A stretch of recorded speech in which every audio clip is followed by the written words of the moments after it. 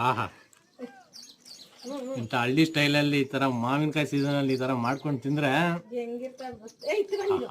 ಇದಕ್ಕಿಂತ ಸ್ವರ್ಗ ಎಲ್ಲಿ ಸಿಗುತ್ತೆ. ನೀವು ಟ್ರೈ ಮಾಡಿ.